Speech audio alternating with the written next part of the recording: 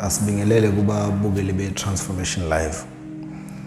Ngifisa ukukhuluma ngodaba esike salibhala lapha ku Facebook eMsebenzi Media. Isihloko salo sithi usizo lwentokazi yaseRichards Bay eyayovakashela isoka layo eGoli. Yahlangatshezwa yilisoka lihamba nenye intombi. Bayazi abasilandelayo kakhulu ukuthi sikhuluma ngezinto ezithinta impilo kodwa ezinye zazo empeleni sikhuluma kakhulu ngejele thina. Kodwa ngenxa ukuthi ejele awuveli nje ungene kuqale kube nezigameko kuqale kufanele zenzeke bese oyedwa nje ethatha istep ese-wrong bese kuboshwa bese kuba khona oboshwayo. Indaba lezi sifundela ukuthi mhlambe nongakangena enkingeni akwazi ukubona inkinga iza, akwazi nje ukubona ama signs angahle amfake ejele. Ngifuna ukukhuluma ke ngodaba khona lento ekuthiwa girls outing eyenziwa ngabantu besifazane. Ngithunyelelwe ngolunye udaba ngoba yonke into iqala kahle kodwa isiphetho sawo uthola ukuthi akusiso lesi wena obusilindele. Ngithunyelelwe olunye udaba ngentokazi yala eRichards Bay eyakwanjilo, intokazi esencane nje. Le ntokazi ithi ngomhla ka 29 September last year bebese ngomhla ka 29 September yayovakashela isoka la eGoli, isoka eyayilibona eThekwini. Ithi isoka laqhamuka lihlangabezile lihamba nentombi. Ilibone kanjani leli soka meyichaza? Kushuthi lentokazi mayichaza izalwa ngomhla ka 29, izalwa ngomhla ka 27, mhla ka 27 July. Khona ke lento eyenziwa ngabantu besifazane leyo ukuthi manizalwa ngoJuly uthola ukuthi nizalwa ngoJuly, mhlawumbe omunye uzalwa ngomhla ka 19, omunye uzalwa mhla ka 20, omunye udlala mhla ka 25. Ngenza isibonelo bese ni decide ukuthi i-birthday ama-birthdays enu niwenze kanye niwenze ngosuku lodwa mhlambe kupheleni kwenyanga. So nayo le ntokazi iyayisebenza eRichards Bay lapha eShoprite. Kwase ukuthi ngoba izalwa ngomhla ka 27 yona yakwanjilo isibongo isuka ngapha ngomhlaba yalingana kodwa sebezinze eRichards Bay. Kushuthi le ntokazi ithi yabe sihlela nabangani bayo, yabe sihlela nabangani bayo, omunye esebenza nayo eShoprite ozalwa ngoJuly bese kuba omunye ehlala naye emqashweni naye ozalwa ngoJuly. Khona owayezalwa ngomhla ka 1 July, khona ozalwa ngomhla ka ngomhla ka 14 ngoba yona le ntokazi yakwanjilo yayizalwa ngomhla ka 27. So base behlela ukuthi i-birthday yabo beyenze ngomhla ka 30 kuphela kwenyanga ngoba kwa weekend bazoyenzela eThekwini, babenzela lapha eBlue Lagoon.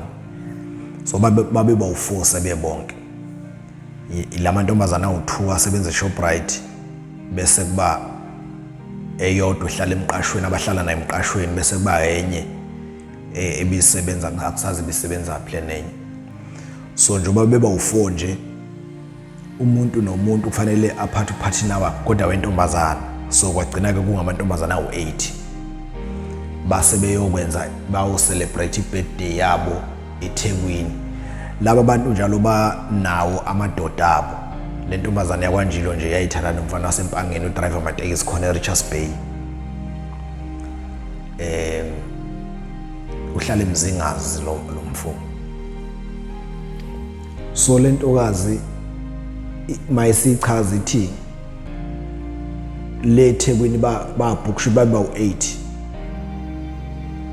yilaba abanama birthdays abafaka amabhandi. Yazi amantombazana bayahamba ayaye efaka into eyodwa mayofaka uwhite afaka uwhite, maku black bawu black, maku pink bawu pink. So nabo ke babegqoke kanjalo befaka uwhite. Baya ke eThekwini eBlue Lagoon bafike babhukha nje iB&B ecommune ehlala abantu abaningi enama bedrooms like ngakusho babhukha ama rooms awu2 4. Uthi ke lo sisi kuthe uma sebesebeach eBlue Lagoon beshutha yabo bephuza amawayini beshutha nje kwase kuqhamuka insizwe ezintathu ezafike zababingelela. Ngithi yabona abantombazana bayewodwa, niyakwazi ukuwabona abantombazana ahamba odwa awahambi nabantu. Ithi le ntokazi bathi besa jabule nje ebeach eBlue Lagoon lapha eThekwini kwaqhamuka insizwe ezintathu zafike zababingelela insizwa za nje sekusebusuku vele ngabo 7-8 zabingelela insizwa zasezibuza ukuthi nihamba nobani, bathi bona sihamba sodwa. So zathi nazi insizwa zihamba zodwa isuke eGoli, zihamba ngeimoto eziwu2 lezi insizwa. Lezi zinto ngazihamba ngeimoto eyodwa leyo 7-seater nje kusho ukuthi impintshana ekhona. Ithi ke le ntokazi bathi zathi lezi insizwa sezithi manje nizalwa ngelanga elilodwa noba u4 zisho laba abazalwayo abafaka amabhandi la birthday sebeyachaza ke sebeyayichazela ke lensizwa ukuthi no, in fact sizalwa ngoJuly sonke kodwa ngama date ahlukene, but decide nje ukuthi ngoba singabangani i-birthday celebration sizoyenzela la ndawonye ngosuku olulodwa ngalolu suku omhla ka30. Sezithi lezi insizwa sicela ukuni-edela utshwala, avumela amantombazane ihambe lezi insizwa bese kuthiwa akusale sihanjwa nje kusukwa la ebeach kuyiwa kuphi manje kuzohanjwa kuyothenga utshwala bese kuyiwa bafuna lezi indawo eziphuzayo ukuvala eThekwini. Bafike bathenga utshwala kwase kuyiwa kule B&B okubhukhe kuyona labo sisi abasuka eRichards Bay. Ithi ke lenkosazana yona yayisitho yahamba ngesikhathi kusuka ebeach asethi labo bhuti sicela ukuthi simixe ngoba thina sineimoto ezimbili kusho lezi insizwa sineimoto eziwu2 nina nemoto eyodwa, sicela ukuthi abanye bezongena kulezi imoto. Nangampela lentokazi ke yakwanjilo yona asuke yangena emotweni eyodwa.